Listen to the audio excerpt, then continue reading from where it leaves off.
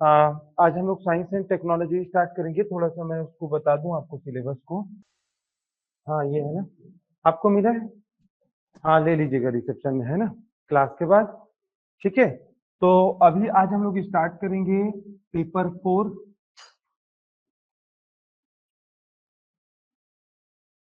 ठीक है, applied science. आप लोग हिंदी मीडियम वाले हैं? आप इंग्लिश मीडियम वाले हैं? आप हिंदी? ठीक है। व्यवहारिक विज्ञान, और व्यवहारिक विज्ञान को हम लोग क्या बोलते हैं? Applied science.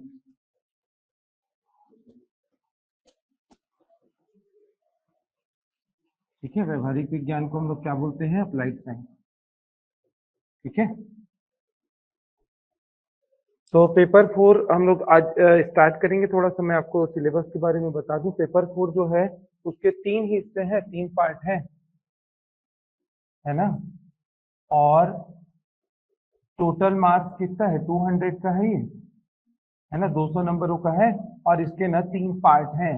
तो कौन कौन से पार्ट हैं इसमें? पार्ट 1 जो है वो किसका है? इसमें पार्ट 1 है अपना साइंस का, विज्ञान का, है ना। और इसके भी ना 3 सेक्शन है। टोटल 75 नंबर का है, 75 मार्क्स का। इसमें क्या है? जीव विज्ञान। जीव विज्ञान को बायोलॉजी बोलते हैं। ठीक है, और है भौतिकी। भौतिकी मतलब क्या हो गया? फिजिक्स। और रसायन शास्त्र। रसायन शास्त्र मतलब केमिस्ट्री, है ना। ठीक, पार्ट 2 जो ये 50 नंबर का है ना, 50 मार्क का। और इसमें क्या है? मैथ्स और रीजनिंग। तो मैथ्स और रीजनिंग है इसमें, है ना, 50 मार्क का। और इसके बाद क्या है? पार्ट 3। पार्ट 3 जो है वो क्या है अपना? 75 नंबर का, है ना। और यही 75 नंबर का अपना क्या है? अप्लाइड साइंस, है ना, या व्यवहारिक विज्ञान जिसको लिखा है, लिखा हुआ है सिलेबस में। तो ये अपना मार्क्स का ना डिस्ट्रीब्यूशन है। तो 200 नंबरों को क्या है? 75 75 मतलब 150 हो गए, और 50, है ना। तो 75 मार्क्स के लिए आपको साइंस, हम लोग साइंस पढ़ेंगे। और अभी स्टार्ट करेंगे आज जो है साइंस एंड टेक्नोलॉजी, 75 मार्क्स का। और 50 मार्क्स का क्या है आपको? मैथ्स। ये पूरा पेपर बहुत स्कोरिंग सब्जेक्ट है, ध्यान रखिए, है ना। और दूसरा चीज, इस सब्जेक्ट में क्या ध्यान रखना है? इसका जो क्या बोलते हैं, स्टैटिक पार्ट है, ये स्टैटिक पार्ट है। स्टैटिक पार्ट का मतलब होता है कि इसमें ना एक सिलेबस है, और वो सिलेबस फिक्स है कि पिछले कुछ सालों से, आगे कुछ सालों में और फिक्स रहेगा, और उससे लगातार आ रहा है क्वेश्चन। ठीक है, तो इसमें क्या है कि बहुत ज्यादा ना आपको मतलब कि वो की जरूरत नहीं है, मतलब करंट से अपडेट रहने की। ये वाला जो सब्जेक्ट है ना भाई, अप्लाइड साइंस, अप्लाइड साइंस ना स्टैटिक और डायनेमिक दोनों है। ठीक है, डायनेमिक का मतलब है, जैसे हम लोग इसमें हम लोग अंतरिक्ष और रक्षा प्रौद्योगिकी पढ़ेंगे, स्पेस और डिफेंस टेक्नोलॉजी। और आपको पता है कि हर 2-4 महीने में नए नए सैटेलाइट लॉन्च होते रहते हैं। तो आपको करंट से अपडेट रहना पड़ेगा, नहीं तो आप फिर गड़बड़ कर दोगे ये पेपर। ठीक है, तो अभी जब भी आप पढ़ रहे हो तो साल भर का साइंस एंड टेक्नोलॉजी का करंट मैं तो बताऊंगा ही आपको। जैसे कल 3DX लॉन्च हुआ, सैटेलाइट। एग्जैक्ट 1 तारीख जब नया साल शुरुआत हुआ तो एक्सपोसैट लॉन्च हुआ था, जो अभी प्री में पूछा है। और चंद्रयान जो था, बहुत ही महत्वाकांक्षी मिशन था, चंद्रयान 3 वो लॉन्च हुआ है। तो ये सब ना अभी साल भर के अंदर की घटना है। तो अगर आप पुराना याद कर रहे हो कि चंद्रयान चंद्रयान को पढ़ना ही है, खैर कब लॉन्च हुआ, लेकिन आप 10 साल पुराना साल पढ़ रहे हो वो ठीक है, बट आपको करंट के साथ अपडेट होना है। वैसे डिफेंस टेक्नोलॉजी में क्या होता है? हम नया मिसाइल बना लेते हैं, नया टैंक आ जाता है, नया फाइटर प्लेन मंगवा लेते हैं बाहर से, तो उसको सबको आपको करना है। अब कंप्यूटर है, कंप्यूटर है इसमें। तो कंप्यूटर में क्या होता है? कोई सुपर कंप्यूटर लॉन्च हो गया, है ना। अब जैसे कि क्या है पता है, डेली आप न्यूज़पेपर पढ़ोगे, है ना, एआई एआई एआई एआई वो पेज में रहता ही है। क्या आपको नहीं लगता कि एआई से पेपर आएगा? एआई मतलब होता है आर्टिफिशियल इंटेलिजेंस, पक्का क्वेश्चन आएगा उससे इस बार में, क्योंकि गवर्नमेंट उसके लिए सीरियस है, पॉलिसी बना रही है, और एआई हर सेक्टर में अब क्या कर रहा है, इंट्रोड्यूस कर रहा है, अपने आप को इंट्रोड्यूस करने वाली है गवर्नमेंट भी। ठीक है, तो ये सारी चीजें क्या है, आपको अपडेट होना पड़ेगा। ठीक है, बाकी मैथ्स और रीजनिंग है सर, आपको रिलेटेड जो भी टीचर पढ़ाएंगे वो बताएंगे आपको। हमारा जो सिलेबस है ना साइंस एंड टेक्नोलॉजी का, उसको आप लोग को आवाज क्लियर है? रितु, रुद्र, बहादुर, है ना? थोड़ा सा मैं सिलेबस बता दूं आपको, और उसके बाद हम लोग फिर क्या है अपना क्लास फिर स्टार्ट करेंगे। देखिएगा इसका सिलेबस को ना मैं सिस्टमेटिक बता देता हूँ, हमको जो पढ़ना है वो थोड़ा सा दिया है जो सिलेबस, उस हिसाब से ना उसको थोड़ा सा सिंप्लीफाई कर लेते हैं, है ना, ताकि आपको पढ़ने में आसानी हो। तो अप्लाइड साइंस का जो आप हम लोग स्टार्ट करेंगे, व्यवहारिक वो जो पेपर कोर्स है उसी को साइंस एंड टेक्नोलॉजी बोलते हैं जो, है ना। तो अप्लाइड साइंस जो हम लोग स्टार्ट करेंगे वो सिलेबस को आप नोट कर लेंगे, यहाँ से हम लोग स्टार्ट यहाँ से पढ़ना चालू करेंगे टॉपिक अपना, है ना, फोर्थ पेपर का। सबसे पहले हम लोग पढ़ेंगे पर्यावरण, है ना, परिस्थितिकी,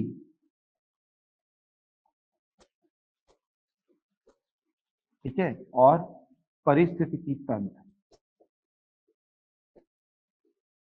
कुछ कुछ इसमें क्या है, भले सिलेबस में नहीं है, लेकिन क्या है आपको ये टॉपिक को पढ़ने के लिए कुछ बेसिक चीजों को पढ़ना पड़ेगा, है ना। तो वो मैं बता दूंगा आपको। तो पर्यावरण मतलब क्या हो गया, इन्वायरमेंट, है ना, इकोलॉजी, ये थोड़ा सा बेसिक इसको देखेंगे, एंड क्या है, इकोसिस्टम। ठीक, ये हो गया। इसके बाद इसी का पोर्शन है वो जैव विविधता। तो जैव विविधता को डिटेल में पढ़ेंगे, है ना, बायोडाइवर्सिटी।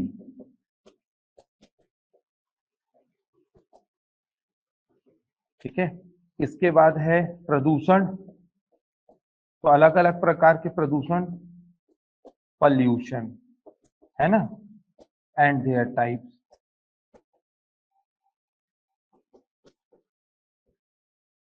ठीक है, क्लियर। और इसके बाद क्या हो गया, बायोडाइवर्सिटी हो गया, पॉल्यूशन हो गया, पर्यावरण परिस्थितिकी ये हो गया अपना। और इसमें है ठोस अपशिष्ट प्रबंधन।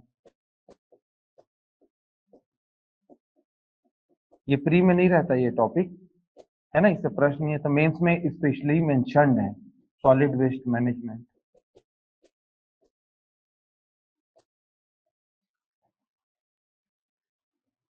है ना।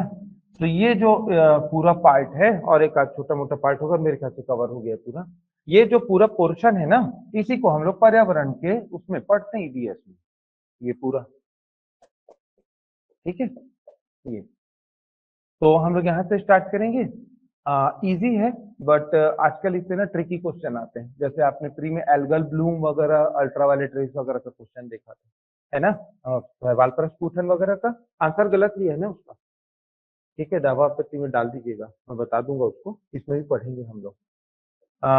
तो ये है अपना पार्ट ईवीएस मतलब पर्यावरण का। ठीक है, इसके बाद क्या है, हम लोगों को देखना है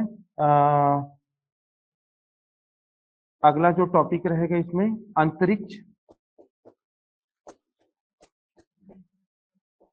तथा रक्षा प्रौद्योगिकी, है ना। अंतरिक्ष और रक्षा प्रौद्योगिकी का मतलब है स्पेस एंड डिफेंस टेक्नोलॉजी।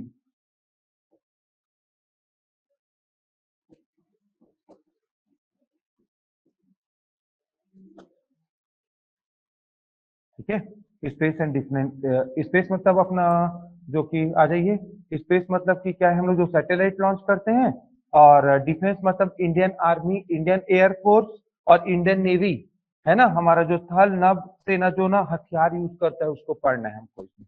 तो ये वाला हो गया टेक्नोलॉजी का पार्ट। और इसमें क्या है, कंप्यूटर भी है।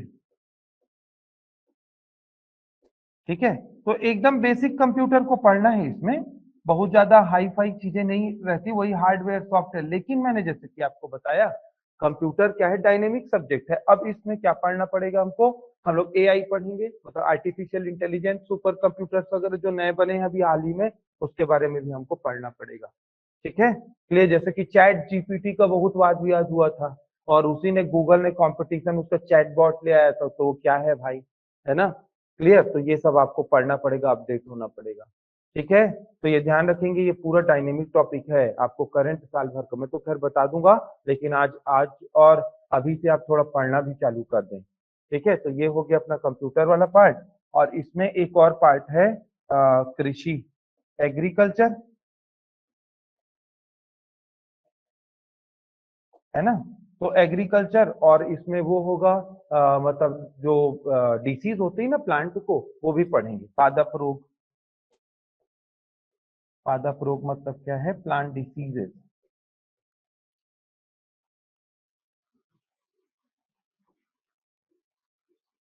ठीक है, और है अपना सूचना एवं प्रौद्योगिकी।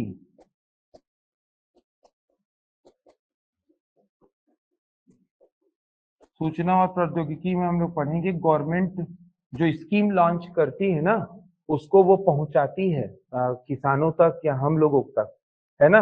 तो उसको बोलते हैं सूचना, इंफॉर्मेशन एंड कम्युनिकेशन टेक्नोलॉजी, या आईटी।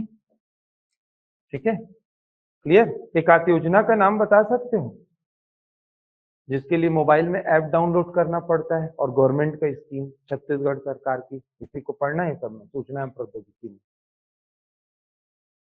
फ्री में तो पढ़े होगे आप लोग। हाँ पढ़ी तू, हर दुआ रहा था उस समय। मितान योजना है ना, मितान योजना का तो ऐड भी आता है कि भैया ऑफिस आने की जरूरत नहीं, को आएगा अपना क्या बोलते हैं, एक एग्जीक्यूटिव, वो आपका सारा स्कैन विस्कैन कर लेगा, आधार उधार, और आपका जो भी बना देगा प्रमाण पत्र चाहिए। तो ये सब के लिए, जिसके लिए ऐप डाउनलोड होता है, और गवर्नमेंट क्या करती है उसको, वो सुविधाओं को आप तक पहुंचाती है, उसको सूचना एवं प्रौद्योगिकी में पढ़ेंगे। तो ये मोटा मोटी क्या है अपना सब, ये है सिलेबस है ना।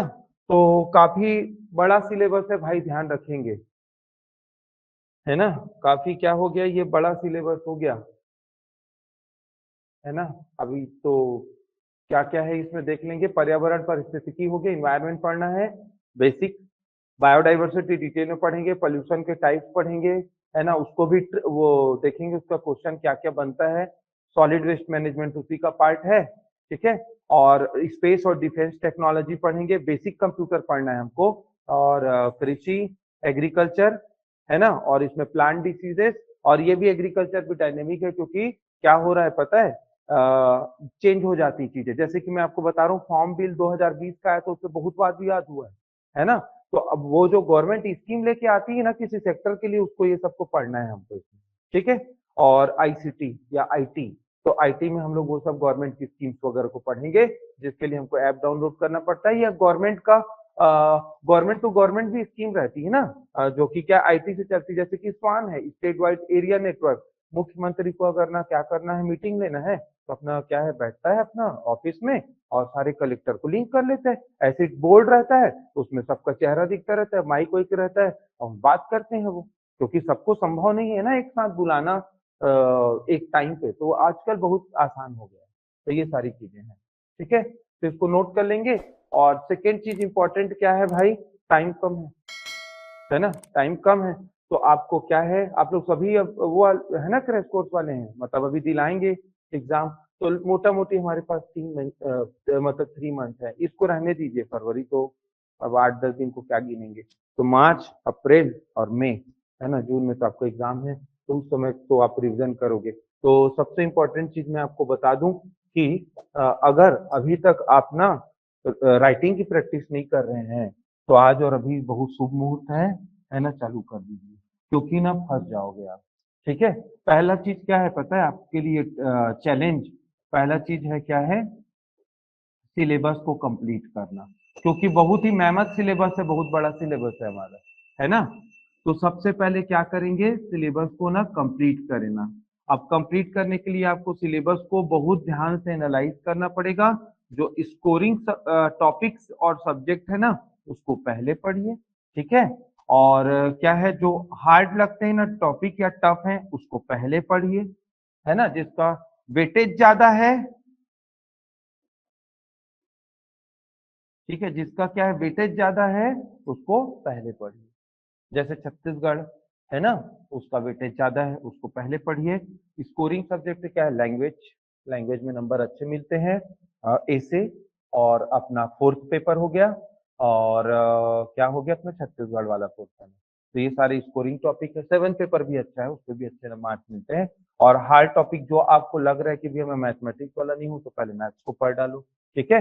वेटेज जिसका ज्यादा है, जैसे कि मैंने बात की छत्तीसगढ़ का ओवरऑल वेटेज ज्यादा है, तो आपको ये पहले वो करना पड़ेगा, ठीक है। इजी टॉपिक को बाद में पढ़िए, है ना, क्योंकि वो पढ़ ही लोगे आप।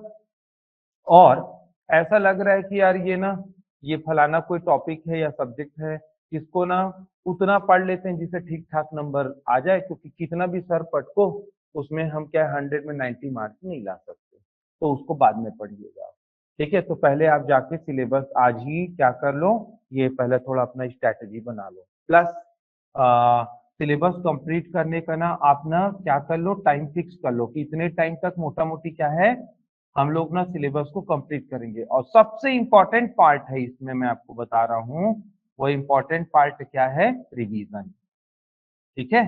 जितना ज्यादा आप ना रिवीजन करोगे, 2 बार 4 बार 5 बार 10 बार, उतना अच्छा है आपके लिए, क्योंकि यहाँ पे गलती की कोई गुंजाइश नहीं। आप पेन से लिखोगे, एक बार लिखते लिखते आंसर अटके या छूटा तो गया, क्योंकि आप पेंसिल से तो स्कूल में लिखते थे, हम तो इरेज करके उसको सुधार लेते थे, यहाँ कोई गुंजाइश नहीं। और प्लस आपको क्या है, रिवीजन के लिए टाइम निकालना पड़ेगा।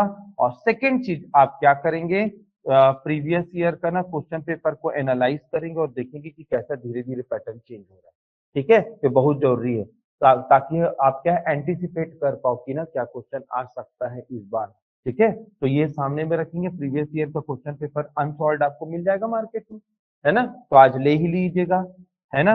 और थर्ड चीज जो सबसे इंपॉर्टेंट है, राइटिंग प्रैक्टिस, ठीक, क्लियर आ रही है बात समझ में। अगर आप अभी तक आप लिखना स्टार्ट नहीं किए हो, तो प्लीज आप ना क्या करो, रोज 2 घंटे 2.5 घंटे 3 घंटे जितना भी लिखने का हो सके प्रैक्टिस करो, क्योंकि आपको 7 पेपर है, 4 दिन है, बैक टू बैक क्या करना है, 3 3 घंटे, सुबह दोपहर सुबह दोपहर सुबह दोपहर और चौथा दिन, तो इतना लिखना है। तो एक हफ्ते मान लो, तो हफ्ते में आप तब समझ गए ना, 4 दिन हो गए, 3 1 4 दिन, तो हफ्ते में 4 दिन लगातार 6 6 घंटे आप लिख रहे हो, मान के चलो, तो कोई मजाक बात नहीं है, इसके लिए प्रैक्टिस लगेगी। तो आप ना लिखना चालू कर दो। आपका एवरेज 3 4 घंटे का अगर पेस होगा लिखने का, तभी आप वो ना सुबह शाम 6 घंटे लिख सकते हो।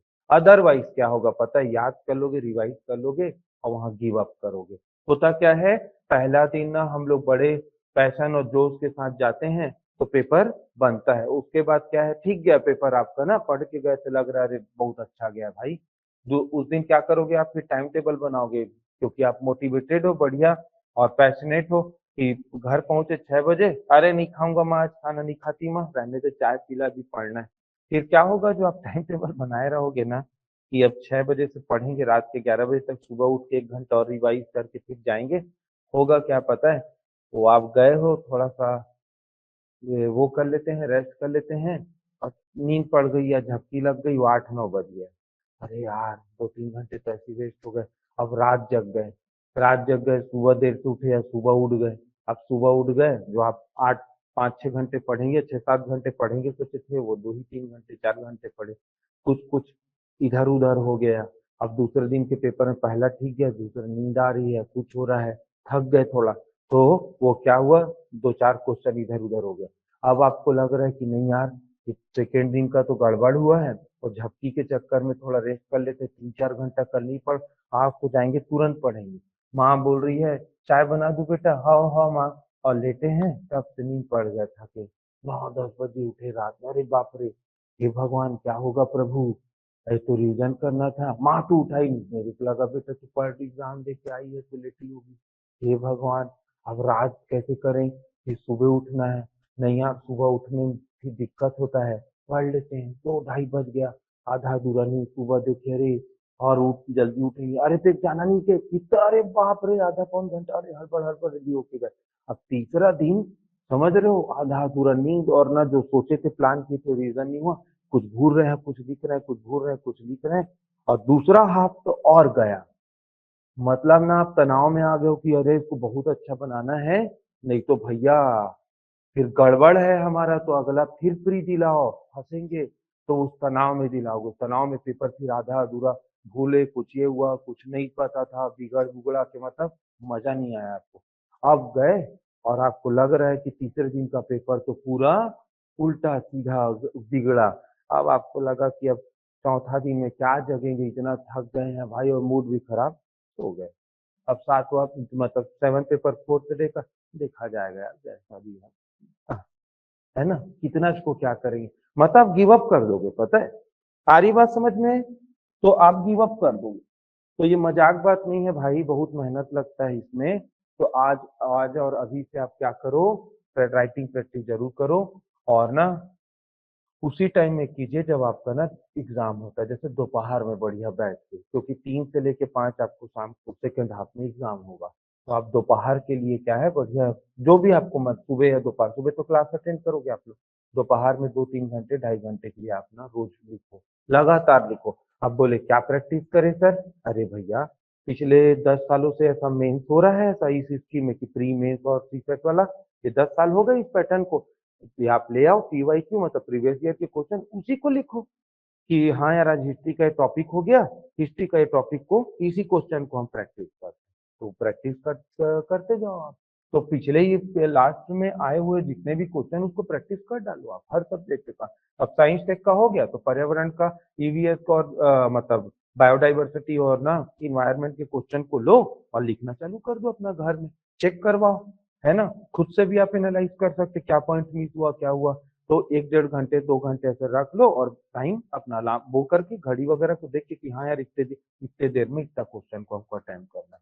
प्रैक्टिस कीजिए, केवल पढ़ने से नहीं होगा, जब तक आप लिखने का प्रैक्टिस नहीं करोगे आप फंसोगे वहां पे। ठीक है, तो ये बहुत जरूरी है भाई, ठीक है, ये बहुत जरूरी है।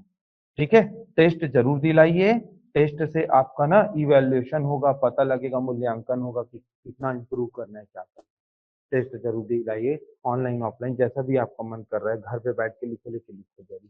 ठीक है, इसके लिए आपको टाइम निकालना पड़ेगा, है ना, क्योंकि वहां क्या है, पेपर पढ़े, और कौन सा पेपर जो, मतलब कौन सा क्वेश्चन जो आपको अच्छे से पता है उसको पहले अटेम्प्ट करना है, जिसको नहीं है उसको बाद में बनाइएगा। नहीं तो आप फिर वो सोच रहे हो तो पता लगा जो क्वेश्चन अच्छा स्कोर कर सकते थे उसके लिए टाइम नहीं बचा, छूट गया। तो जो आपको पता है उसको पहले टिक कर लीजिएगा पेंसिल से, उसको अटेम्प्ट कीजिएगा, जो नहीं पता उसको बाद में कीजिएगा। क्योंकि वहां ना सोच रहे हैं ऐसा, फिर लिख रहे हैं, फिर सोच रहे हैं, फिर लिख रहे हैं, नहीं, एक बार चालू पेन भाई तो खत्म 3 घंटे के बाद ही होता है। तो आपको बहुत प्रैक्टिस लगेगी। ठीक है, क्लियर। और आप जान रहे हैं साल भर से तैयारी कर रहे हैं, अगर यहाँ कुछ गड़बड़ हुआ तो अगला मौका 2025 में मिलेगा, 24 चल रहा है, फिर 25 में प्री दिलाओगे, फिर अगला दिन तो 1.5 साल है यहाँ से अभी, समझ में आ रही, 1.5 साल बाद अगला मौका मिलेगा। सीएससी के साथ दिक्कत यही है, इसका साइकिल ना बहुत बड़ा है ना, एक अटेम्प्ट और इंटरव्यू तक पहुंचने में 1.25-1.5 साल लग जाते हैं, अगर वो नहीं हुआ तो 3 साल हो जाएगा। दूसरे में कहीं गड़बड़ हुआ कि मेंस निकाले प्री में, उसमें इंटरव्यू में अटक गए, तो तीसरा अटेम्प्ट आते आते 4.5 साल हो जाते हैं तैयारी को। और मतलब 4.5 साल में ना एमबीबीएस की डिग्री मिल जाती है, 6 महीने इंटर्न के बाद आदमी डॉक्टर बन जाता है, समझ रहे हो, इतना टाइम लेता है पीएचडी। तो जो आपको चांस मिला है उसको बर्बाद मत कीजिए, और क्या कीजिए, यही फुल एंड फाइनल, बिल्कुल जी जान लगा के पढ़िए कि निकालना ही है, तो निकाल लोगे, ऐसा कुछ नहीं है, ऐसा कुछ नहीं की। और अच्छा चीज है, हाँ इसका सिलेबस बड़ा है, ये सारी चीजें बिल्कुल पैटर्न चेंज हो गया, वो ऑब्जेक्टिव से सब्जेक्टिव में आ गए हो आप रिटर्न में। प्री की तुलना में मेंस आसान रहता है, प्री की तुलना में मेंस आसान है, इसके क्वेश्चन ऐसे है ना, आप पढ़ के जाओगे तो बन जाएगा। प्री का ना कोई बाउंड्री में या सर्कल में उसको ना इनक्लोज नहीं कर सकता कि यही क्वेश्चन आएगा, इतना ही आएगा, कुछ भी आ जाता है। और कुछ भी जो पढ़ के आए हो नहीं आया, और नहीं पढ़े थे वो आगे, तो होता तो है प्री में। तो उस प्री को ना मतलब बाउंड्री में बांधना कठिन है, एंटीसिपेट करना कि ये क्वेश्चन आएगा, ठीक है, या इतना आएगा इससे, तो थोड़ा सा दिक्कत जाता है उसमें। बट ये तो वो है क्या कि मतलब इजी है कंपैरेटिवली। और अच्छी बात अभी तक क्या हो रही है, समय का भी रहता है, जो टॉपिक है ना वही क्वेश्चन बनता है। देखे होगे आप, जैसे कि बायोडाइवर्सिटी, जैव विविधता की परिभाषा लिखिए। प्रदूषण क्या है, उसके प्रकारों को उदाहरण सही समझाइए। तो ये क्या है पता है, स्कूल में जो नहीं रहता था हमारा टेक्स्ट बुक में पीछे में क्वेश्चन दिया था, उसी टीचर लिखवाता था, उसी का मतलब वीकेंड में टेस्ट, उसी का टर्मिनल एग्जाम, वही अर्धवार्षिक, प्री एनुअल और एनुअल में वही चाहता था। इसी कारण लोग छोड़ देते थे, है कि नहीं? उतना पैनिक नहीं होते थे, साल भर उसी उसी को पढ़ते। यहाँ भी वैसे। तो अभी तक क्या है पता है कि बहुत ज्यादा ना कुछ कुछ क्वेश्चन रहते हैं, लेकिन आप देखोगे कि 60, 70, 80% तक क्वेश्चन है जो टॉपिक है उसी का क्वेश्चन बनता है। ये अच्छी बात है। ये अच्छी साइंस में डाइजेस्टिव सिस्टम, मनुष्यों में पाचन क्या है, पाचन की प्रक्रिया समझाइए। ठीक है, describe the stages of digestion, what is digestion. ठीक है ना? Give an example of anaerobic respiration, तो मतलब ऑक्सीजन के उदाहरण बताइए, क्या होता है ऑक्सीजन, समझ रहे हो ना? जो टॉपिक है वही क्वेश्चन बन जा रहा है, तो बहुत इजी है ना? एक्स्ट्रॉर्डनरी क्वेश्चन नहीं आ रहे, लेकिन फ्यूचर में जब कंपटीशन टफ होता जाएगा ना, तो वो ना इन डेप्थ टॉपिक के अंदर जाके क्वेश्चन पूछना चालू करेंगे। जैसे एल्गल ब्लूम डायरेक्ट नहीं दिया है, जो आया था प्री में, और मेंस में आया पिछले बार, को मेंस का तो क्वेश्चन है सवाल प्रश्न पूछन। तो वो ना पता है, जब ना आप टॉपिक में सीओडी बीओडी पढ़ोगे ना, वाटर पोल्यूशन, उसमें का है वो टॉपिक। तो अगर वैसे क्वेश्चन पूछना चालू कर दिए भाई, तो ना हमारा सिलेबस और एग्जाम टफ होता जाएगा, और टफ है हो जाएगा बहुत ज्यादा। फिर क्या होगा, जो आपका सब्जेक्ट जिस को लेके आप ग्रेजुएशन या पोस्ट ग्रेजुएशन किए हो, तो उसका बनाओगे, बाकी सब्जेक्ट में फिर दिक्कत है। समझ में आ रही बात? तो ये चीज अच्छी है मेंस में, तो कंपैरेटिवली इजी पड़ेगा। प्लस और सेकेंड चीज क्या है आपका, कि जो टॉपिक है वही क्वेश्चन बन रहा है, तो ये इससे ना यहाँ से क्वेश्चन को एंटीसिपेट करना आसान हो जाता है। क्लियर है? आ रही बात समझ में? तो हम लोग क्या है, इसके लिए क्या करें, ये यहाँ से स्टार्ट करेंगे। पहला टॉपिक आज है ना, पर्यावरण और परिस्थितिकी, और क्या है अपना इकोसिस्टम। ठीक, एक वर्ड आता है इकोलॉजी, है ना? तो आज कुछ बेसिक चीजें बता देता हूँ ताकि आपको पर्यावरण, इन्वायरमेंट का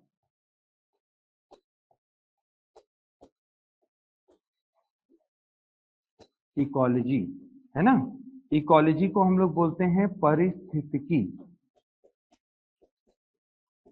और परिस्थितिकी होता क्या है, बहुत सारी परिभाषाएं दी होंगी, डेफिनेशन हम लोग एकदम इजी एग्जांपल पे चलते हैं, एक इजी डेफिनेशन, है ना? विज्ञान की वह शाखा जो विज्ञान की वह शाखा जो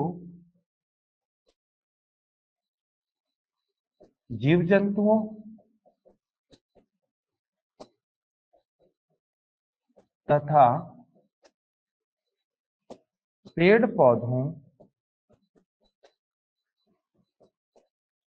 के प्राकृतिक आवास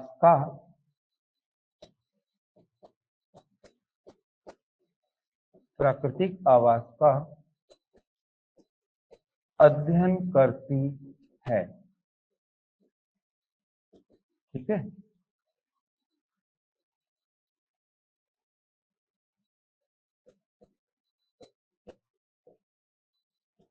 the branch of science which deals with natural habitat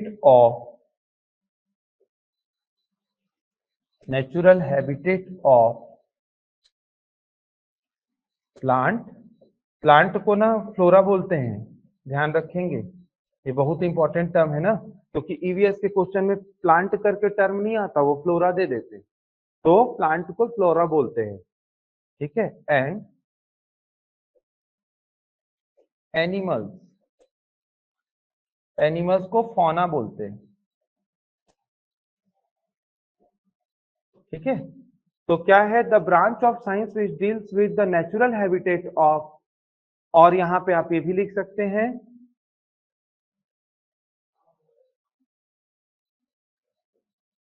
which study of,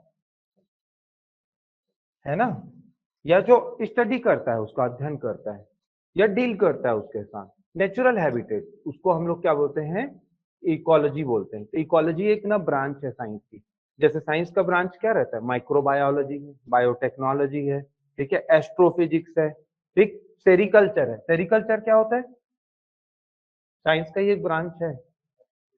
हाँ, रेशम कीट पालन। इपिकल्चर, हाँ, हनी बी या मधुमक्खी पालन थे। पीसीकल्चर, मछली पालन। गुड। तो ये ऐसी ना इकोलॉजी भी एक ब्रांच है, जो कि क्या देखती है कि ना प्लांट और एनिमल का नेचुरल हैबिटेट का मतलब है वो कहाँ रहता है। जैसे धान कहाँ उगता है, लाल पीली मिट्टी में उगता है, रेड येलो सॉइल में, छत्तीसगढ़ में, है ना, मटासी में, वही उसका नेचुरल हैबिटेट है। साल, तो साल ट्री तो क्या वो साल वनों का द्वीप बोलते हैं ना, किसको बोलते हैं, बस्तर, तो साल ट्री है बस्तर के इन्वायरमेंट में ज्यादा रहता है, ठीक है। तो जिसको हम जैसे इन चीजों को हम लोग स्टडी करते हैं। आपको जैसे स्नो लेपर्ड, हिम तेंदुआ, तो स्नो नाम ही स्नो लेपर्ड है, तो कहाँ मिलेगा, अल्पाइन एरिया में मिलता है, हिमालयन रेंज जहाँ पे पहाड़ में बर्फ जमा हुआ आता है वहां पे मिलता है। तो इसको ना स्टडी करना पड़ता है। आपको पांडा, पांडा कहाँ पे मिलेगा, हिमालय में मिलता है जहाँ पे बर्फ जमा रहता है, क्योंकि वो ठंडी जगह में रहता है। तो साइंस की वो ब्रांच जो इन सब चीजों को स्टडी करती है ना, उसी को हम लोग इकोलॉजी बोलते हैं। ठीक है, क्लियर। हम लोग अभी उसमें नहीं आए हैं, इन्वायरमेंट। अब देखिएगा क्या है पता है, अगर मैं बोलूंगा ना साइंस, तो साइंस का बहुत सारा ब्रांच है और उसके भी सब टॉपिक है। जैसे साइंस में क्या आ जाएगा, बायोलॉजी, है ना, मैथमेटिक्स, माइक्रोबायोलॉजी, बायोटेक्नोलॉजी, और उसके बाद ना जियोलॉजी, ऐसा करके ढेर सारा ब्रांच है। अब बायोलॉजी को देखोगे तो उसमें भी जीव विज्ञान, मतलब जंतु विज्ञान और वनस्पति विज्ञान, मतलब जूलॉजी और बॉटनी। जूलॉजी के भी अलग अलग पार्ट है, बॉटनी के भी अलग अलग पार्ट है। समझ में आ रही बात। तो वैसी क्या है पता है, इकोलॉजी ना एक सब्जेक्ट है बहुत बड़ा, और उस इकोलॉजी को नहीं पढ़ना है हमको। हम लोग इकोलॉजी में उसका छोटा सा टॉपिक को पढ़ेंगे। जैसे आप साइंस, तो साइंस में आपका सारा सब्जेक्ट थोड़ी ना लेते हो, आप चूज करते हो। जैसे कि मैं मैथमेटिक्स लूंगा बीएससी में, तो आप फिजिक्स, केमिस्ट्री और मैथमेटिक्स पढ़ोगे। कोई बोलेगा कि मैं बायो ले रहा हूँ, तो वो क्या है, बायोलॉजी में क्या पढ़ेगा, जूलॉजी, बॉटनी और केमिस्ट्री पढ़ेगा, या अदर सब्जेक्ट पढ़ेगा। समझ रहे हो। तो वैसे हम लोग इकोलॉजी में क्या पढ़ने वाले हैं, हम लोग इसमें पढ़ने वाले हैं पर्यावरण। ठीक है, पर्यावरण को क्या बोलते हैं, इन्वायरमेंट। ठीक है, तो ये ध्यान रखेंगे। जो इकोलॉजी वर्ड है ना, कहाँ से ओरिजिन हुआ है वो देख लेते हैं। तो इकोलॉजी वर्ड क्या है, एक ना ग्रीक टर्म है, ग्रीक शब्द है। और ग्रीक शब्द को इसको ब्रेक करेंगे तो क्या है, ऑइकस प्लस लोगोस, है ना, इससे मिलके बना है। तो ऑइकस का मतलब होता है, ये तो ग्रीक टर्म है, तो ऑइकस का मतलब होता है इंग्लिश। इंग्लिश में ऑइकस का मतलब होता है नेचुरल हैबिटेट, है ना, नेचुरल हैबिटेट। और लोगोस, लोगोस का मतलब होता है टू स्टडी, है ना। हिंदी में क्या हो जाएगा, यही जो लिखा हूं, परिभाषा, प्राकृतिक आवास का अध्ययन, है ना, किसका, फ्लोरा और फौना का। तो ये इसका मतलब हो जाएगा हिंदी में। क्लियर है, ठीक है। तो ये तो सब ऑब्जेक्टिव क्वेश्चन बनता है कि ना इकोलॉजी कौन सा टर्म है, ग्रीक है कि लैटिन है कि फ्रेंच है ना। तो वो ग्रीक टर्म है, आप साइड में लिख लेंगे। ठीक। अब इन्वायरमेंट क्या होता है, इन्वायरमेंट को ब्रेक करते हैं। पर्यावरण, है ना, इसका ये कहाँ से ओरिजिन हुआ है, तो इसका उद्गम हुआ है या ओरिजिन हुआ है वर्ड का, है ना। तो ये वर्ड ओरिजिन हुआ है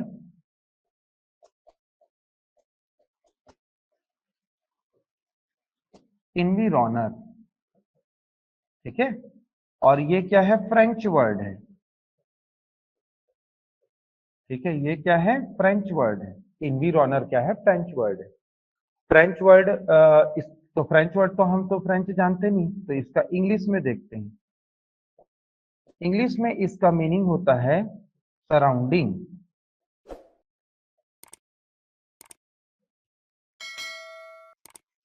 ठीक है। इंग्लिश में इसका मीनिंग होता है सराउंडिंग, ठीक है। और हिंदी में इसका मतलब होता है के चारों ओर, ठीक है, के चारों ओर। तो किसके चारों ओर, हमारे चारों ओर, क्योंकि स्टडी तो हम ही कर रहे हैं। तो हमारे चारों ओर जो भी चीजें दिखती हैं, ठीक है, वो सारी चीजें क्या है पता है, इन्वायरमेंट का पार्ट है। क्योंकि इन्वायरमेंट के दो पार्ट होते हैं, एक साइंस के हिसाब से बायोटिक और एबायोटिक कंपोनेंट, जैविक और अजैविक घटक। इसके अलावा शायद आपको पता हो कि ना, कल्चरल और सोशल इन्वायरमेंट भी इन्वायरमेंट है। हमारा जो वो होता है ना, रिचुअल्स, धार्मिक रीति रिवाज हैं, कस्टम्स हैं, और प्रोफेशन है कि कोई टीचर है कि कोई डॉक्टर है, ये सारी चीजें इन्वायरमेंट का हिस्सा है। बट क्योंकि हम लोग साइंस एंड टेक्नोलॉजी पढ़ रहे हैं ना, तो हम लोग ना साइंस के हिसाब से इन्वायरमेंट को पढ़ेंगे, हम लोग सोशल और कल्चरल इन्वायरमेंट नहीं पढ़ेंगे। ठीक, तो ध्यान रखिएगा। तो इसका मतलब होता है इन्वायरमेंट में सारी चीजें आती हैं, सारी चीजें। ठीक, तो इसका परिभाषा क्या हो जाएगा, पर्यावरण का परिभाषा इंपॉर्टेंट है ना, पर्यावरण का परिभाषा इंपॉर्टेंट है, ये ध्यान रखेंगे। और एक चीज और, जब आप किसी ना साइंटिस्ट के परिभाषा को या डेफिनेशन को लिख रहे हो एग्जाम में, तो डबल इन्वर्टेड कॉमा में इनक्लोज करके लिखना। ठीक है, क्यों डबल इन्वर्टेड कॉमा क्या करता है पता है, उस पे ना इम्फेसिस से जोर देता है कि भैया ये इतना महान वैज्ञानिक था, उसके बोले गए कथन है ना।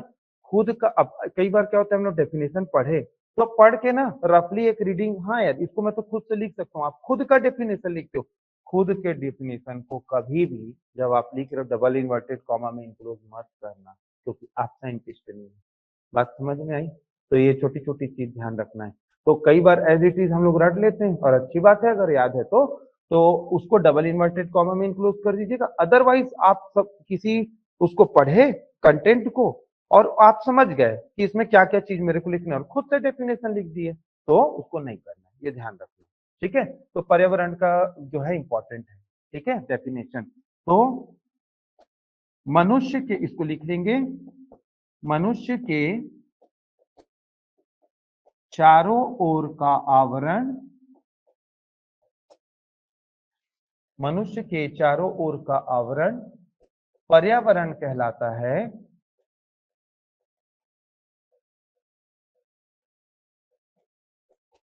मनुष्य के चारों ओर का आवरण पर्यावरण कहलाता है, जिसमें जैविक एवं अजैविक घटक,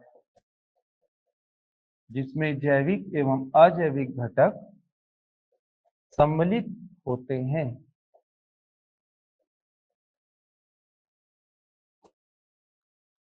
ठीक है,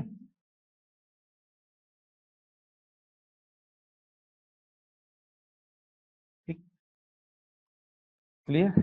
और जैविक घटकों में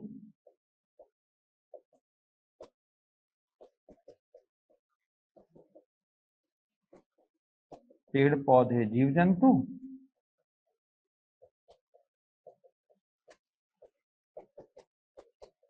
तथा अजैविक घटक में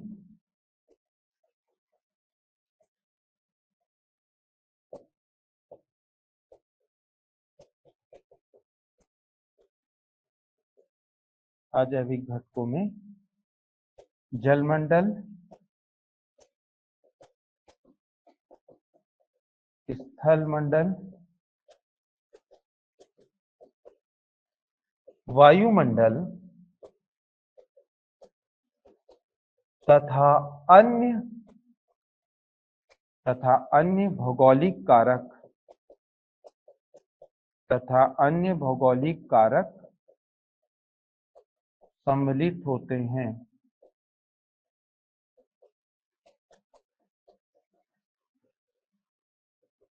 क्लियर? ठीक है, तो मनुष्य के चारों ओर का जो आवरण है पर्यावरण कहलाता है, जिसमें जैविक और अजैविक घटक, तो इसको डिटेल में पढ़ेंगे हम लोग, सम्मिलित होते हैं। जैविक घटकों में पेड़ पौधे एवं जीव जंतु, और अजैविक घटकों में जल मंडल, स्थल मंडल, वायुमंडल तथा अन्य भौगोलिक कारक सम्मिलित होते हैं। ठीक है,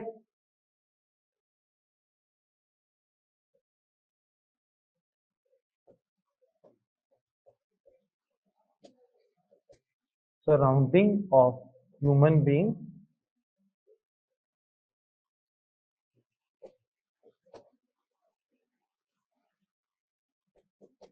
is called environment. It includes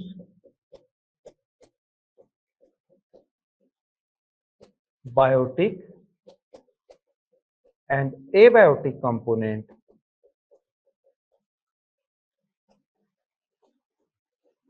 it includes biotic and abiotic component. Biotic component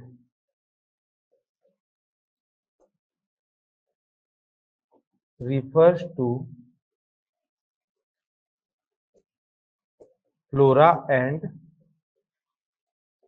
fauna, and abiotic component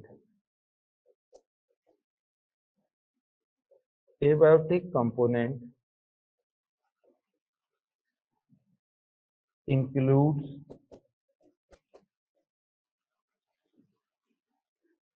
atmosphere,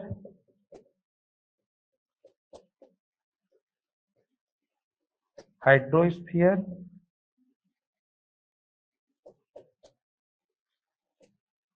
lithosphere,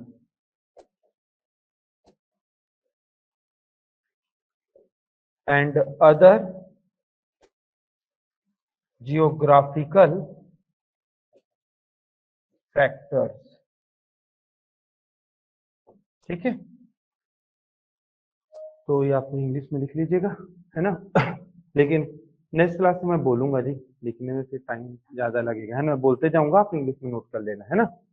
ठीक है, दिक्कत होगा तो बताना, मैं लिख के बता दूंगा। ठीक, क्लियर है।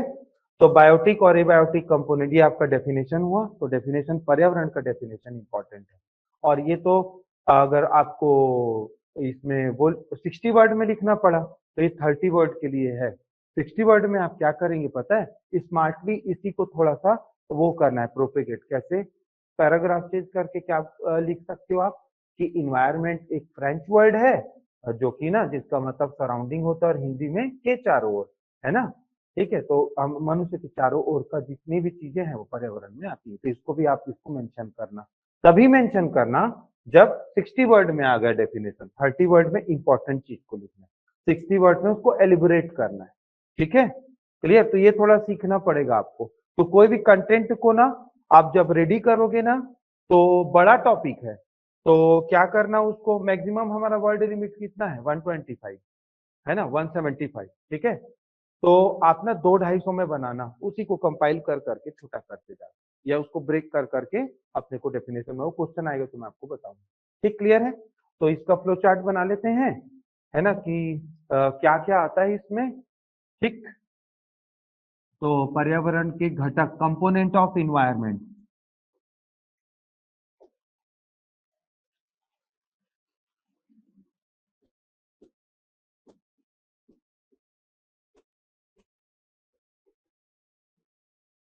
पर्यावरण के घटक, कंपोनेंट ऑफ इन्वायरमेंट,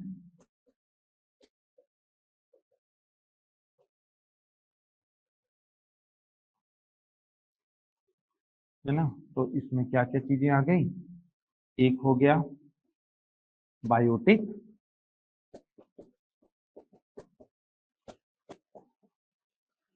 और दूसरा है एबायोटिक, है ना। बायोटिक को जैविक बोलते हैं। और जितने हिंदी मीडियम वाले हैं ध्यान रखेंगे, कई बार ना इंग्लिश टर्म को देवनागरी लिपि में लिख करके पूछ देंगे, तो आप ना जो मैं लिख रहा हूँ इंग्लिश में जरूर लिखिएगा।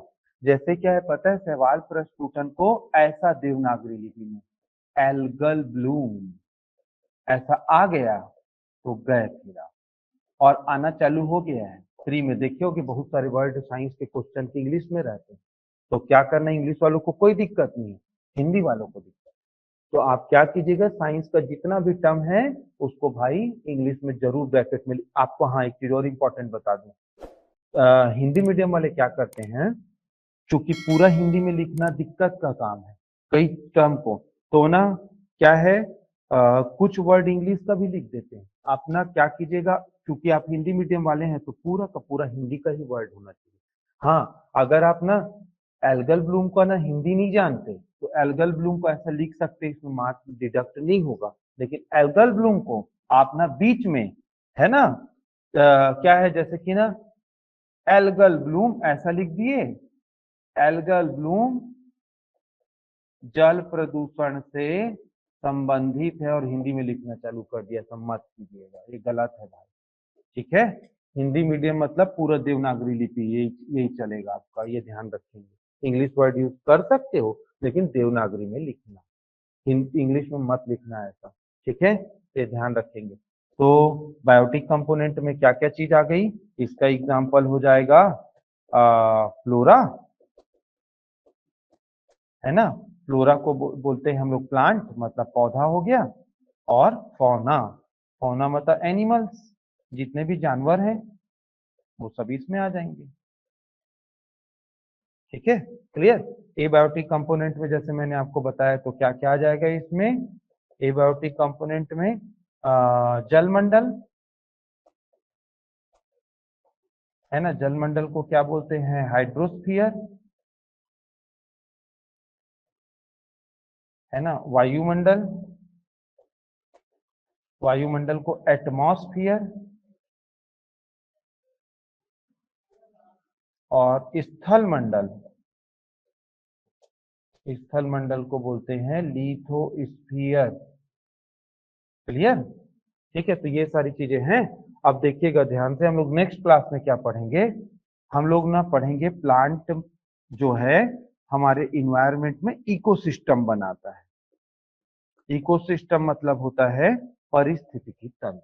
ये ध्यान से इन चीजों को आप पढ़िएगा। इकोलॉजी साइंस की बहुत बड़ी ब्रांच है, उसका छोटा सा टॉपिक पर्यावरण पढ़ने वाले हैं, और पर्यावरण में ही इकोसिस्टम होता है, पारिस्थितिकी तंत्र। तो पौधा इकोसिस्टम कैसे बनाता है, इकोसिस्टम के एग्जाम्पल, और उसमें बहुत ही इंपॉर्टेंट एक बर्ड है जिसको हमेशा एग्जाम में पूछा जाता है, स्किप नहीं करना है उसका ना, डेफिनेटली चांसेस है कि वहां से क्वेश्चन बनेगा, वो है वल्चर, गिद्ध। गिद्ध क्यों गायब हो रहा है उसको डिस्कस करेंगे डिटेल में, वो इकोसिस्टम का है। और इकोसिस्टम की एग्जांपल देखेंगे, कई बार एकदम तुच्छ सा इजी क्वेश्चन आता है, ग्रासलैंड इकोसिस्टम क्या है, एग्जांपल के द्वारा आप समझाओ, मतलब घास के मैदान के इकोसिस्टम के उदाहरण बताइए। तो उसको देखेंगे, उसमें प्राइमरी सेकेंडरी टर्शरी कंज्यूमर होते हैं, प्राथमिक द्वितीयक उपभोक्ता और अपघटक। ठीक है, वही वो बनाते हैं इकोसिस्टम। तो इसको कल डिस्कस करेंगे, है ना। और सेकेंड थिंग, थोड़ा स्पीड में पढ़ेंगे भाई। ठीक है, उसके लिए मेंटली रेडी रहना, क्योंकि आप पढ़ चुके हो, चीजों को जान रहे हो, है ना।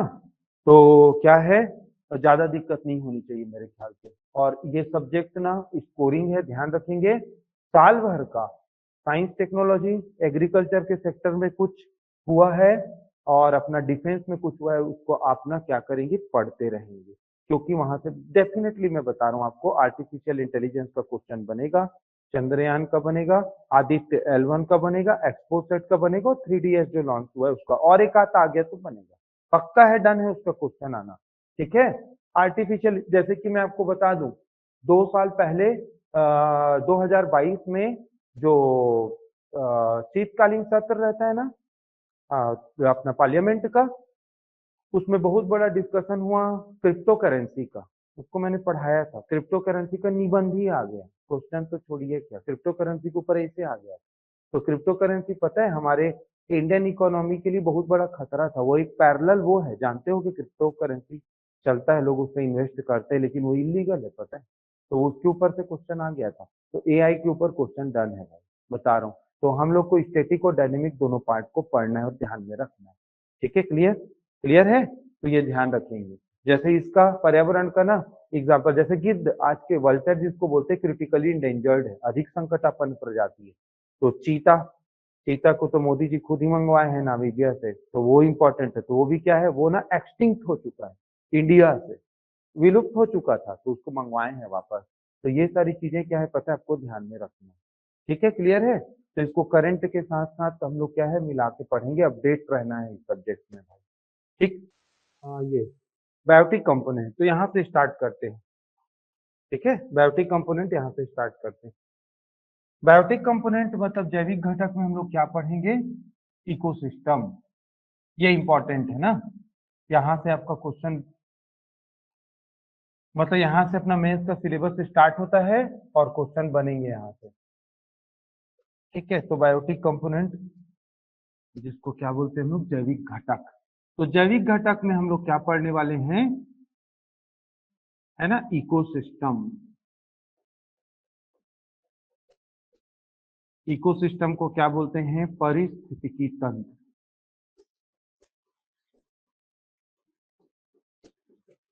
है ना। इकोसिस्टम को क्या बोलते हैं? पारिस्थितिकी तंत्र। ठीक, तो इसको देखेंगे कैसा कैसे बनता है। इकोसिस्टम जो वर्ड है किसने दिया है, पता है किसी को? A.G. Tansley. This term was coined bye A.G. Tansley. तो यह शब्द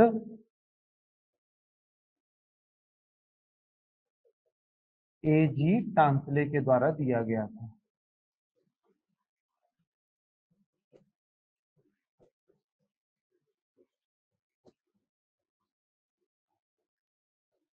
ठीक है, तो यह शब्द क्या है? A.G. टांसले के द्वारा दिया गया। कौन सा? इकोसिस्टम, है ना, पारिस्थितिकी तंत्र।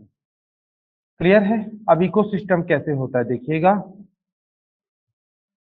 पौधा है ना। पौधा क्या करेगा? सनलाइट, सूर्य के प्रकाश को लेता है ना। तो ये क्या करेगा? सनलाइट को लेता है। और पौधा क्या करेगा? सनलाइट को लेकर के, है ना, सूर्य के प्रकाश की उपस्थिति में क्या करता है? फोटोसिंथेसिस, है ना। क्या करेगा? ये फोटोसिंथेसिस करता है, प्रकाश संश्लेषण। और प्रकाश संश्लेषण का जो मेन प्रोडक्ट होता है वो कार्बोहाइड्रेट है ना। तो प्रकाश संश्लेषण से क्या बनता है बाकी के लिए? फूड या भोजन, है ना। और दूसरा सबसे इंपॉर्टेंट ऑक्सीजन गैस। बिना ऑक्सीजन के तो हम लोग का जीवन संभव नहीं है। भोजन जानवरों के लिए कैसे? वो लोग देखे होगे ग्रास को, मतलब घास को, और लीव्स को, पत्तियों गर को डायरेक्ट खा लेते हैं। हमारे लिए भोजन प्लांट कैसे देता है? भाजी खाते हैं, सब्जी खाते हैं, फ्रूट खाते हैं। वो फोटोसिंथेसिस के थ्रू ही बना हुआ है और ऑक्सीजन के कारण हम लोग जिंदा है। ठीक है। अब क्या होता है जब प्लांट फोटोसिंथेसिस करता है तो सबसे पहले ना रॉ जो मटेरियल है प्लांट का, रॉ मतलब जैसे कहता है ऐसा कच्चा, है ना। वो कौन खाता है? गाय को देखना, पत्ती वगैरह खा लेगी, घास वगैरह खा लेगी, वो थोड़ी ना घर में ले जाकर उसको कुकर में पकाती मिर्ची मसाला डाल के। ठीक है, तो इसको कौन खाते हैं? इसको सबसे पहले खाते हैं शाकाहारी। शाकाहारी को हर्बीवोर बोलते हैं। ठीक है। और इसको इन्वायरमेंट जब हम लोग पढ़ते हैं तो इन्वायरमेंट के ना टर्म में इसको बोला जाता है शाकाहारी को प्राथमिक उपभोक्ता, है ना। इसको क्या बोला जाता है? प्राथमिक उपभोक्ता। प्राथमिक उपभोक्ता का मतलब होता है प्राइमरी कंज्यूमर। ठीक है, प्राथमिक उपभोक्ता का मतलब होता है प्राइमरी कंज्यूमर। ठीक है, टिपिकल टर्म है इसके लिए। जब आप आंसर में, हाँ एक चीज बहुत इंपॉर्टेंट चीज, जब भी आप जिस भी सब्जेक्ट का आंसर लिख रहे हो उसकी टर्मिनोलॉजी आपको पता रहना चाहिए। क्योंकि आप इतने मेच्योर हो चुके हो कि स्कूल में जब फेकोलॉजी कर लेते थे हम लोग, है ना, कितने एक्सपर्ट थे, कोई पता नहीं उसको पेज भर डालते। तो कॉलेज में ना वो ना क्रिएटिविटी तो एक एडवांस लेवल में चला गया था। बिना पढ़े पूरा सप्लीमेंट्री के ऊपर सप्लीमेंट्री ले रहे हैं। सिविल वाला है, मैकेनिकल का देख लिया, इधर इलेक्ट्रिकल वाले को देखो, खिचड़ी बना के नया तैयार कर दिया, मतलब टॉप ही कर देगा ऐसा। तो कर देते थे हम लोग, यहाँ वैसा नहीं चलेगा भाई। टू द पॉइंट हमको लिखना है, फिकोलॉजी से काम नहीं चलेगा, नहीं तो नंबर मार्क्स डिडक्ट होगा, नहीं मिलेगा। तो आपको आपको टर्मिनोलॉजी को ध्यान रखना है, क्योंकि ऐसा किस्सा कहानी तो इन्वायरमेंट का कोई भी लिख सकता है, उससे मार्क्स नहीं मिलते, लेकिन ध्यान रखना। तो ये शाकाहारी हो गए, इसको प्राइमरी कंज्यूमर बोला जाता है, हर्बीवोर को। शाकाहारियों को कौन खाता है शिकार करके, हंटिंग के द्वारा? मांसाहारी। मांसाहारी को कार्निवोर बोलते हैं। ठीक है, कार्निवोर क्या कहलाता है? पर्यावरण के टर्म से उसको बोलते हैं द्वितीयक उपभोक्ता, है ना। द्वितीयक उपभोक्ता को बोलते हैं सेकेंडरी कंज्यूमर। द्वितीयक उपभोक्ता को बोलते हैं सेकेंडरी कंज्यूमर। ठीक है, कुछ लोग रहते हैं ऐसे जो दो वो खा लेते हैं, है ना। या तो आप उनको बोल सकते हो कि एकदम संतोषी हैं, मतलब कि संतोष कर लेते हैं, या तो आप छत्तीसगढ़ी में छूटता भी बोल सकते हो कि जो मिला वो खा दे रहे हैं, सब चीज खा दे रहे हैं, मतलब सर्वाहारी। तो सर्वाहारी भी है, जिसमें एग्जाम्पल में हम लोग आते हैं सर्वाहारी, हम लोग वेज और नॉन वेज दोनों खाते हैं। और कुछ ना जो एनिमल्स है वो भी दोनों खाते हैं, जैसे पेट्स पालते हैं ना हम लोग, कुत्ता बिल्ली, डॉग और कैट। आप देखना बिल्ली को दूध चावल खिलाओ कि खा लेगी बेचारी, लेकिन ना कहीं घर में बना चिकन विकन दे तो देखो एक आध पीस के देखना उसका फुर्ती के, उसको भी खा लेती है शौक से। तो दोनों खाते हैं। कुत्ता तो खिलाते ही, लोग पालते हैं, लोग खिलाते हैं उसको नॉनवेज। तो सर्वाहारी, सर्वाहारी को ओमनीवोर बोलते हैं, है ना। इसको बोला जाता है तृतीयक उपभोक्ता, टर्शियरी कंज्यूमर।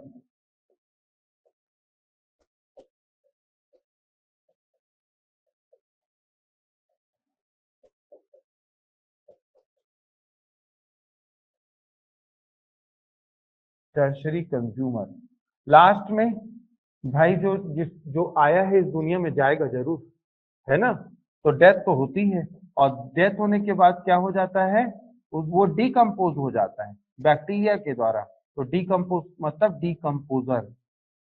डिकम्पोजर क्या करता है, देखो हमारी बॉडी ना, इसके एग्जांपल को पहले मैं बता दूं।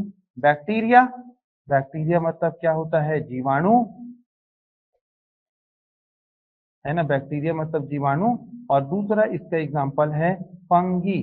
फंगी मतलब कवक। तो इसका एग्जांपल क्या होता है, बैक्टीरिया या और फंगी। ठीक है, इसी के कैटेगरी में वल्चर और स्कैवेंजर्स भी आते हैं, है ना। मतलब चील, गिद्ध, कौवा और गिद्ध और बाज, सॉरी, है ना। तो ये क्या है, एक ना इकोसिस्टम है ये। इसी को देखो, अब क्या हुआ देखिए, प्लांट ने फोटोसिंथेसिस किया, उस पे डिपेंडेंट जो हैं शाकाहारी, मांसाहारी, सर्वाहारी और अपघटक, ये सब मिलके ना एक सिस्टम क्रिएट कर दिए।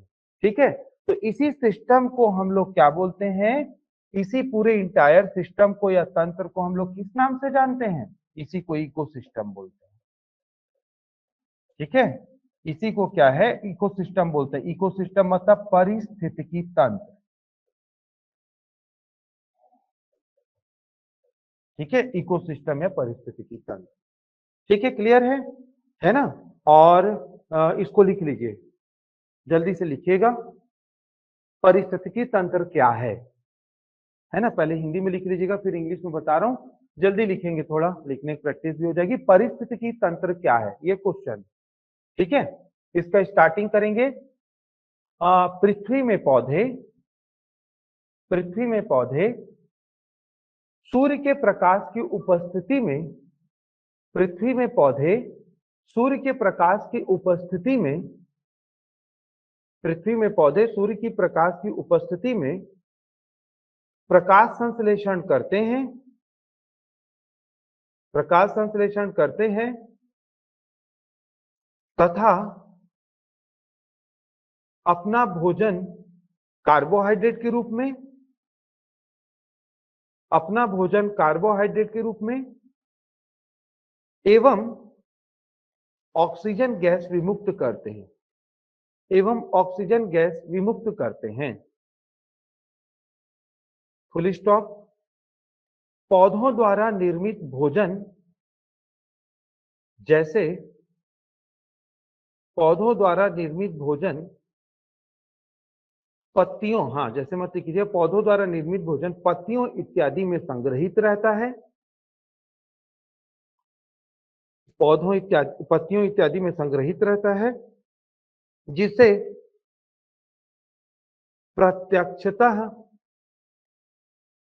जिसे प्रत्यक्षतः शाकाहारी प्राणी ग्रहण करते हैं, जिसे प्रत्यक्षतः शाकाहारी प्राणी आहार के रूप में ग्रहण करते हैं, जिसे प्रत्यक्षतः शाकाहारी प्राणी आहार के रूप में ग्रहण करते हैं।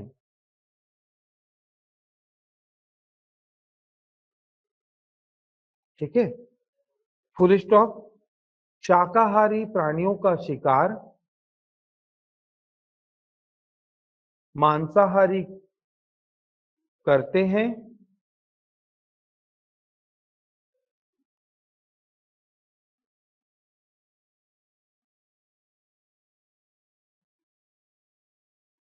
और अंत में,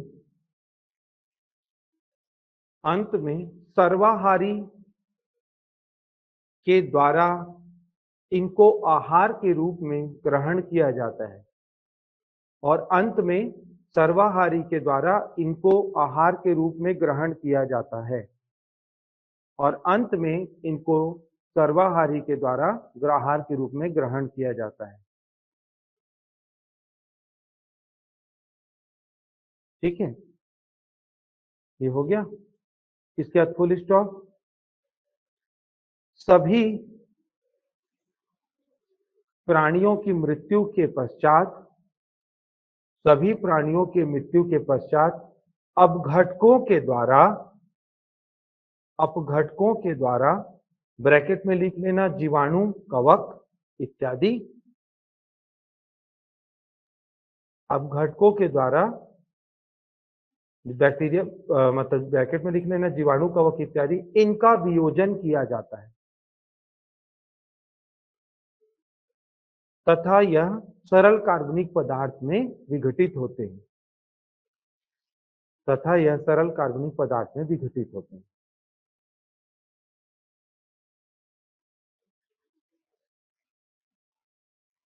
ठीक है, ये कैसे होता है मैं आपको बता दूं। हमारा पूरा बॉडी ना ऑर्गेनिक है।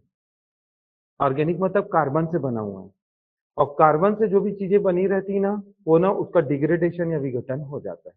लेकिन उसको प्रोसेस करने के लिए क्या चाहिए? उसको प्रोसेस करने के लिए चाहिए क्या? बैक्टीरिया। तो बैक्टीरिया कुछ केमिकल निकालता है, रिलीज करता है अपनी बॉडी से, और ना कोई भी ना लिविंग ऑर्गेनिज्म का डेथ हुआ, जीवित जंतु का, जानवर का, मनुष्य का, उसको वो तोड़ता जाता है। जैसे मैं आपको बता रहा हूँ, होली जलाना है, तो एक ना सूखा हुआ पेड़ था आम का, सूख गया है, तो उसको तो नहीं जला देंगे, और वो तो अंदर जंगल में था, तो कैसे जलाएंगे? कुल्हाड़ी ले गए, उसको ना काटते गए छोटे छोटे पीस में इकट्ठा करके लाके जलाए, क्योंकि इकट्ठा तो लाते हो लग जलाते नहीं बनेगा वो।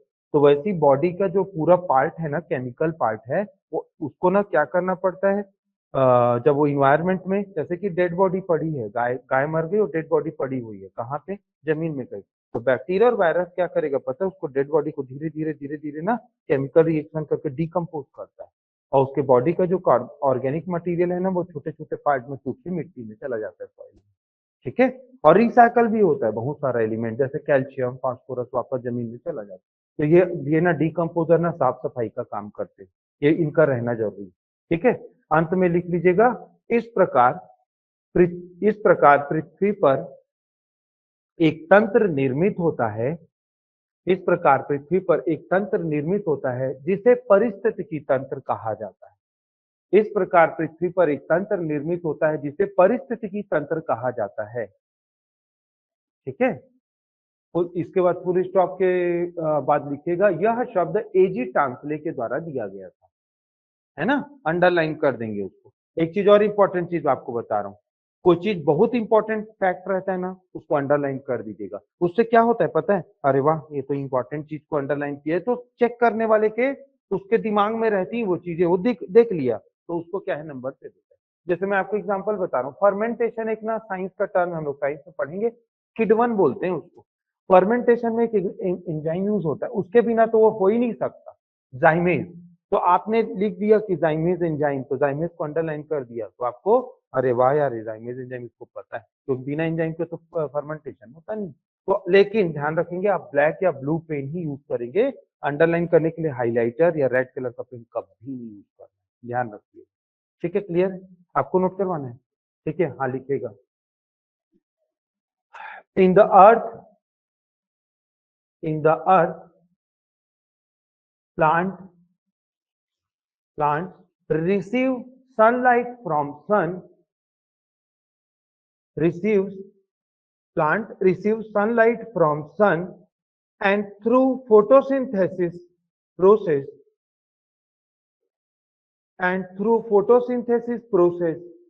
they form their own food, they form their own food in the form of carbohydrate, in the form of carbohydrate, and during this process, during this process oxygen gas liberates, during this process oxygen gas liberates, full stop. Herbivore animal direct consume their food, herbivore animal direct consume their food, example bracket में लिख लेना, leaves etcetera from plants, ठीक है, from plant. These are called primary consumer. These are called primary consumer. आप इसको भी add कर सकते हैं, है ना. शाकाहारियों को प्राथमिक, मांसाहारी को द्वितीयक और सर्वाहारी को तृतीयक उपभोक्ता या कहा जाता है ना. लास्ट में आप ये भी ऐड कर सकते हैं. ठीक, क्लियर. तो लास्ट पैराग्राफ में है ना. तो क्या था आपका सेंटेंस बताएंगी. हाँ, these are from called primary consumer. Carnivore animal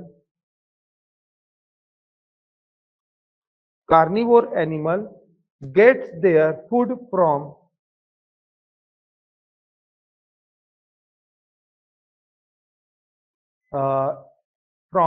herbivore through hunting or dead or decaying animal. Hunting मतलब देखो, अब शेर थोड़ा एटीट्यूड वाला है ना. शेर को मजबूरी में ही खाता है भाई, वाकई में उसका जीन है पॉजिटिव, मतलब है जबरदस्त रॉयल, वो एक वो है ना एनिमल. यूजुअली से 99% फ्रेश मीट चाहिए उसको. तो कितना बूढ़ा हो जाए, बीमार हो, तो शिकार करेगा, दौड़ा के ही हिरण को खाएगा. फेंक दोगे ना ऐसा, स्निफ करेगा, मर जाऊंगा लेकिन नहीं खाऊंगा, ऐसा रहता है उसके अंदर एटीट्यूड. डिस्कवरी डॉक्यूमेंट्री में देखिएगा यूजुअली. लेकिन भाई जू वगैरह में रखते हैं तो ऑप्शन नहीं, मरेगा थोड़ी ना बेचारा, खा लो जो मिला वैसा वाला है. लेकिन वो शिकार करता है.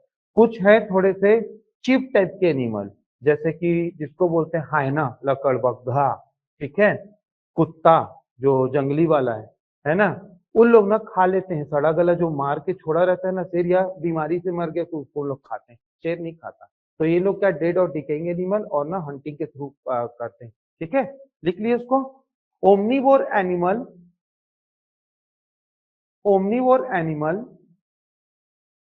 gets their food both from omnivore animal gets their food both from herbivore and carnivore animal.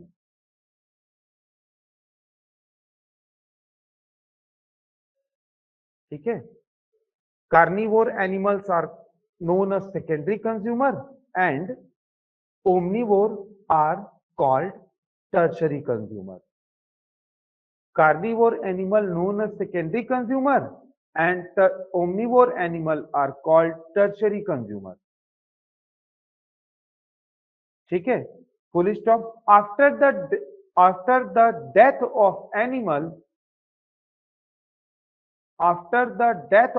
animal, decomposers such as bacteria and fungi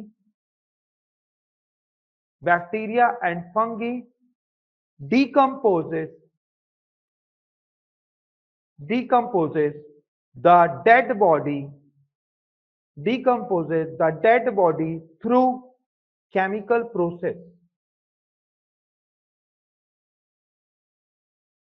ठीक है, full stop. decomposer also includes scavengers and vultures. ठीक है, आप लोग ये लिख लीजिएगा एक सेंटेंस. अब घटकों की श्रेणी में गिद्ध, चील, कौवा भी आते हैं. ठीक है, अब घटकों की श्रेणी में गिद्ध, चील, कौवा भी आते हैं.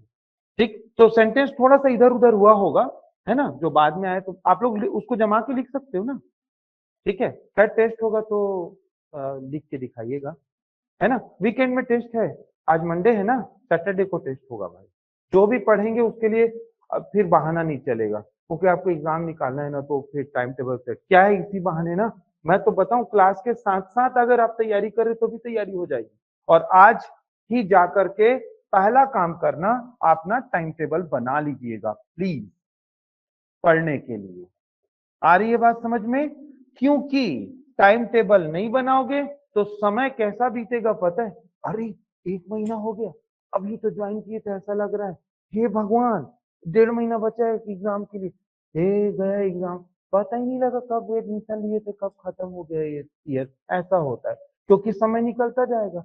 कोचिंग गए, खाना खाए, सोए, पढ़े, रात हो गया, फिर सोए, सुबह उठना है, ऐसा कर करके हम लोग कॉन्शियस नहीं रहते और समय जाता जाता है। कॉन्शियस होइए और देखिए कि कौन सा स्लॉट है जिसमें मैक्सिमम पढ़ाई हो सकती है। आप सुबह उठोगे दिक्कत होगा आप लोग को, क्योंकि कोचिंग आना है। अरे 5 बजे भी उठ जाओगे तो 1 ही घंटा 1.5 घंटा मिलेगा मॉर्निंग में। तो सुबह आप क्या कीजिए, डायरेक्ट उठ के कोचिंग आइए, आपके लिए समय है जाने के बाद। दोपहर पूरा खाली है। शाम को भैया अभी आप मौज मस्ती मत करो कि अरे यार बारिश हो रही है, फरवरी का रोमांटिक महीना, तो जानी मरीन ड्राइव घूमते मजा आएगा ना। शाम के समय में पढ़िए और रात में क्या है, थोड़ा जल्दी सोना पड़ेगा आपको क्योंकि मॉर्निंग में उठ के कोचिंग आना है। तो आपके लिए बेहतरीन समय है सुबह का, सॉरी दोपहर को, और शाम और रात का। और अच्छी चीज और बात क्या है पता है, एग्जाम कब होगा? सुबह होगा एक, और सेकंड शिफ्ट होती दोपहर में। तो आप लोगों के लिए दिक्कत क्या है पता है? दिक्कत क्या नहीं, बहुत अच्छी बात है कि आपको ना सुबह उठने के लिए दिक्कत नहीं है।